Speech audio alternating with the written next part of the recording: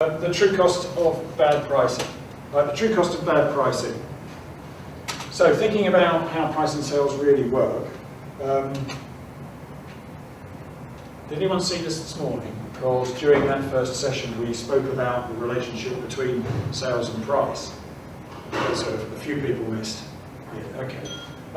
Generally speaking, you'd expect a fairly straight line relationship. Yeah, and all I've got charted up here is for every decrease, 1% decrease in price, I get 1% increase in sales, because that's what we expect. Price goes down, sales go up, and the converse. You get a line like that.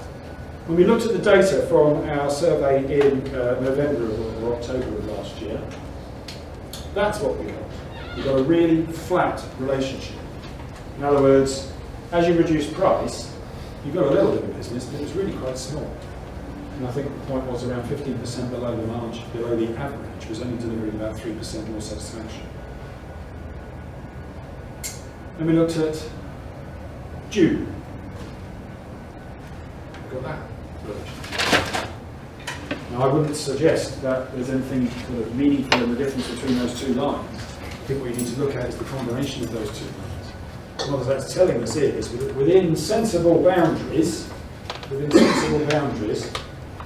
plus or minus 15% on pricing, the relationship between price and volume is almost absent. The drop in price, based on this this research evidence, dropping price in no way is going to win you the business that you'd hope it would. No, so what it means is it's a net outflow of cash for the business. And it's not just your reputation that's online. Remember that how you set prices affects how people perceive you. And if you're perceived as being too high or too low, that will lose you custom. If you're perceived as being just right, that will win you custom. Remember, that's all from a reputational perspective. That's all from the outside looking in. What about the inside looking out? Profit was mentioned this morning as a really important component of price. You need to make money. And the one thing I did talk about this morning was this issue of being slightly below.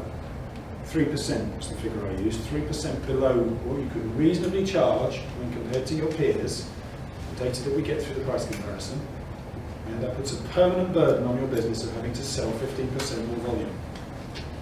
That puts a permanent burden on your business of denying it an additional 13% profit, which, because you're already surviving, is actually pure bottom line. All because, on average, you're 3% under. A marginal amount, and a truly stupendous gain if you think about it from that marginal gains point of view. We looked at it as well from the point of view of changing business to break even. Yeah, bad pricing, if you're again underneath what you could be charging. This is the relationship between break-even sales. So as you discount, of course, you're giving away money. You need to sell more to recoup that profit. Yeah? Depending on your markup, that relationship varies. The example we used this morning was that the device you buy at £10, you sell at 13, and then you decide either to add a pound or take a pound off its price. What does that mean to what you have to sell to just keep making the same amount of profit? If you knock the price down just £1 or 7%, you need to sell nearly half as much again. But if you were to, it doesn't do the weight, okay. And I'll just make that point again. 3% less, it's a permanent burden. Bad pricing is a massive drain on business. Massive drain on business. So, this session, yeah, good, fast, cheap. We've spoken about the whole concept of value. It is alive and it is kicking. And it is really, really alive and kicking when it comes to IT products. We've spoken about some advantages that you've got over the big chains that they would quite honestly kill for. If they had these sorts of things, they could wipe the floor. The problem is they can't have them because they're not set up to, and never can be set up to deliver these sorts of things.